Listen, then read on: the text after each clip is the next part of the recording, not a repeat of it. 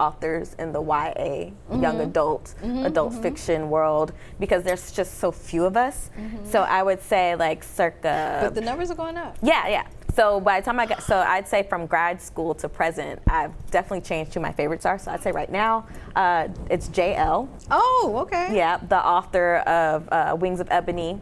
Familiar. I would say Tomi Adeyemi. Okay. Children of Blood and Bone. Okay. Because that's an amazing series. Yeah, that is an amazing. I haven't read it, but I've heard about it. It's really good. Still waiting on that book 3. My son is into that. Still waiting on book 3. She's doing a TV show right now, or a movie or something. We're waiting on book 3. She needs to get her priorities together. Get that book written. And then I'd say I just got a book by Nicola Yoon, who I've heard of, but I hadn't read any of her stuff yet. Okay. So I just got like 1 or 2 of her books. So I'm gonna read those. Okay. I don't know. There's like pretty much all of the incoming or all the Black YA authors that are cropping up. I'd say all of them. Jason Reynolds. Jason Reynolds, Kwame Alexander. Yes. And she actually did that television. It wasn't a series. It was a made-for-TV movie or something. Yoon, I can't remember the name of it, but very, very good. It was something with stars. Yes. And it was the movie that made me go read that book. Yeah. Versus the other way around. Yeah, I haven't read that book yet, but it's on my list. Okay, those are some good people there that you mentioned. So, what are some of the challenges that you faced in self-publishing?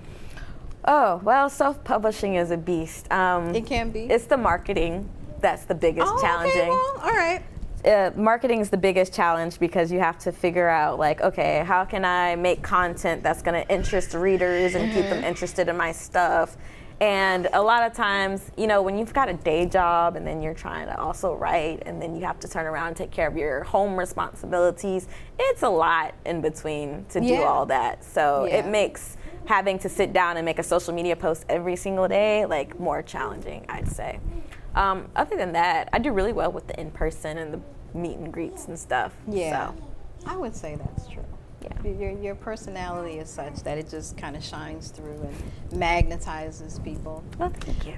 So yeah, I could see that 100%. So marketing is the biggest hurdle for you. Challenge. I think it still is. That's pretty good. That's pretty good. I've heard stories about people who get with, and I don't know, vanity presses? Not the vanity presses, but the ones that they put their services out there and say, you know, we'll publish your book, and really they do what the author could do, but the author is paying them to do something that they could do themselves, which is for the book design. So, I don't think any author should do their own book cover design. I'm not saying that they should, but you could go to an on-demand press where you pay one fee for all of that, for the ISBN, that's not Amazon, for the book cover, for the editing. I had an author on yesterday that told me later, like, how much she paid to get her book published by one of these services. And I was like, oh my gosh, because I know BookBaby, Trafford, none of the Amazon ones, but other publishing companies, and this is what they do. They're 9 to 5, but they're on demand. So you pay them like $3,000 and they will do all of that work for you, including getting it up on Amazon. On their website. I was like, I can do all of this on my own. You could do all of that on your own. Like I said, but people are paying way more than $2,000-$3,000 to get that done. I think that's ridiculous. But I will say that the only reason I learned that I could do all that on my own is, like I mentioned, Monique DiMensa. She had all this free information. I was like, okay, let me take this note and this note down and that note. So when I paid for a course, that was just for me to learn the social media marketing aspect. I mean, she goes through the other stuff too. But yeah, so her free content was great because I was like, okay, I go to Bowker to get my ISBN. I can go on Reedsy and find an editor, or I can go and look for an editor somewhere else if I see somebody who like has a good one. I was like, I can go and just look up, you know, go on Instagram and easily find millions of people who do book covers. I'm so glad that you're saying this because that is something that I want our viewers to know as well, that it may seem daunting, you know, after you finish your book, now what? That question of now what? You know, how do I get it out there? And I do want them to know that there are resources out there. You just mentioned that go on Instagram. And just kind of, how did you find them on Instagram? I literally just looked for, I think I went in the Instagram search box and I was like, cover artists.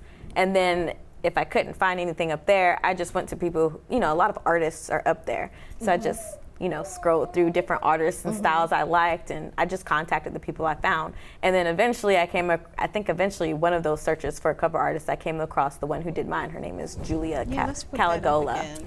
Yeah. So everybody can see that beautiful, beautiful cover. Yeah, her name is Julia Calagola, and my ex-husband actually took the photo, and so I sent her. Because this is you. Yes, that is me. I love it. That is me on my cover. I love it. He took the photo, and so I was like, hey, can you so I messaged her to see what her rates were. She had decent rates. So I was like, hey, can you take this photo of me and fix the hair, because the hair did not look as good as it does in that. Breathtaking. And I asked her if she could do a medallion. I had a different medallion, but she said she couldn't get a clearer image of that. So she replaced it, and so that's how I got my cover. Wow, that's great. So main thing is you don't have to spend all this money to get it out there. Don't let that be the reason why you don't publish. Exactly. And if you're looking for a cover, the best thing you can do is, if you have a friend who does photography, find somebody who looks like your main character, have your friend take the photo, pay them what they're worth or whatever they ask for, as long as it's reasonable. And then find your cover artist and send them the photos, especially if you want a unique cover. Because the problem I ran into is I couldn't find any unique covers of Black women with white hair. I couldn't find any good stock images of it. So I was like, I'd rather it be my face than. Yeah, and you know what? The beauty of your cover is it will entice someone to pick it up. And that's what you want your cover to do. You want your cover to act as a magnet to lure the person over to, at the very least, flip to the back, right? So that back cover is really important. That content on the on the back of the cover is very important, because that will make them want to open it up and investigate further. So those are all elements of how to entice and get that reader who ordinarily may not pick up a book about vampires, but they don't necessarily know that. When they see the cover. So thank you for that tidbit of information and sharing that. No problem. With I love my sharing audience. So is there? Let me see. So what advice would you give to new authors or writers who are out there, who are, thinking about an idea, not really sure how to start and finish as you have? Give us some advice from that vantage point.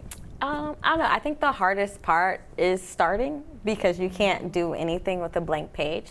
So my advice is just try to write that first sentence and see where it takes you. Because once you get the first sentence down, if you're really into your work, the rest will come. And it might take some time. It might take months, like my novellas, or 2 years, like the whole book did. But eventually you'll get there.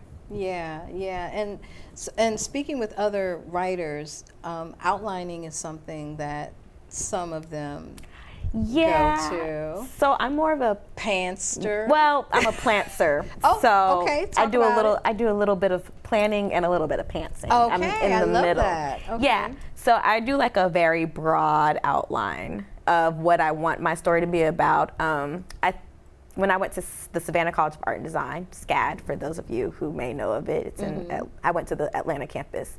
I took this really cool film class with this really cool professor who he really taught us how to break down things into bits and pieces for television shows. And so he called it a concept document. So whenever I start a new project, I always start with that concept document, because I know that the information in it's going to change, but it gives me a broad idea of where I'm going to go. And the concept document usually has your working title. It has what the theme of your book is, which, contrary to belief, is not a word, it is a sentence. So love is blind or something like that, you know? It's a sentence. And then after that, you do a quick little outline, you do a quick little summary. So it's a story about blank who wants to blank, but can't because blank, so decides to blank. I fill that out. And then from there, I do like a little mini outline, maybe like a paragraph or so about what's going to happen in each chapter. In each chapter, okay. Yeah. Okay. And then after that's done, I start writing. So. Okay. And then when I start writing, everything I wrote in that concept document goes out the window. So, but do you write consecutively, chapter 1 through, or do Sometimes. you? Yeah. It depends I on. had a feeling that you kind of bounce around in chapters. I start consecutively, and then I'd be like, I don't know what's gonna happen in this middle section, but I know what happens down here. Yeah. I'm really good at my beginnings and my endings. My middles. Oh, that's pretty good. I struggle with my middles. So what usually happens is, I think I mentioned this to you before, like I wrote like another book before I wrote this one, but I didn't send that one off for any type of publishing because like the middle is just not good. Where you want it to be. No, it's just not good. Are you gonna go back to it? I've been thinking about it. It might be next project. No, it might be a few years before I go back to that one. You gotta feel it.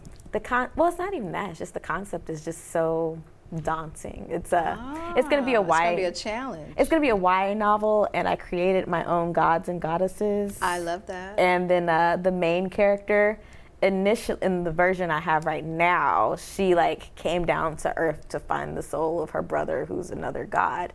But the more I look at it, the more I'm like, that doesn't make sense. So I've been playing around with some other ideas about like what happened. Like maybe she just lost her memory of becoming a goddess or something. Or I could go back to my original idea, which was that she was just going to be the daughter of one of the gods. But haven't decided yet. Well, I look forward to reading that book. That sounds very interesting. I love the concept of gods and goddesses. Yes. And your next offering, in between books.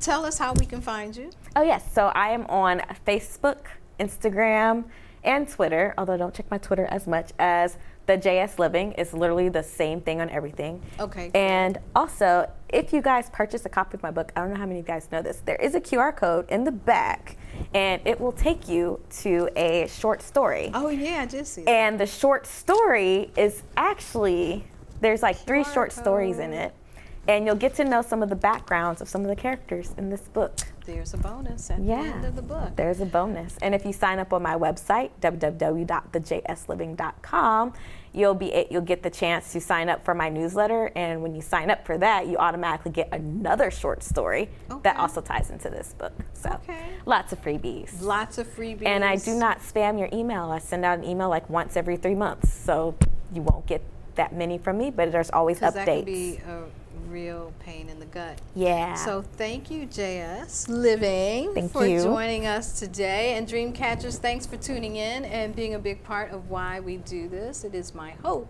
that you are inspired in your own writer's journey, and that this season will inspire you to continue and finish that daggone book. So you can stream us on any of our 9 streaming platforms, including iTunes, Spotify, iHeartRadio, YouTube, and the #1 network on the continent, the American Legacy Network. For more information on where to tune into a broadcast or a podcast, visit our website at www.writershavenshow.com. And you can also follow moi on Instagram and Facebook at Arthur V. Helena. On a side note, I hope you're following our exciting news for October 2024. Join me and the Writers Haven Show crew for a fabulous time aboard the Virgin Voyages Valiant Lady. There will be great ports of call, but the best part of it all is you will be able to get up and close and personal with, I don't know why I can't say this, with some of your favorite authors. And if you're a published author, you may get a chance to be interviewed on the show while we're cruising. I mean, does it get any better than that? There will be masterclasses, literary cafes, panel discussions, and plenty of fun. So there will be limited slots, so hit us up on www.writershavenshow.com for the details. That's all for now. And until next time, catch fire on purpose.